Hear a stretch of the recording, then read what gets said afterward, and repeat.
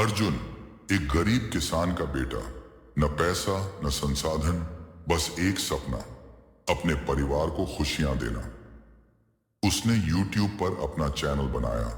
पहला वीडियो, एक सस्ता सोलर पंप। लोगों ने पसंद किया, व्यूज आए।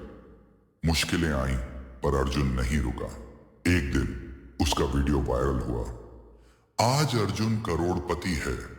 उसने अपने गांव में स्कूल खोला और दुनिया को दिखाया, सपने और मेहनत से सब संभव है।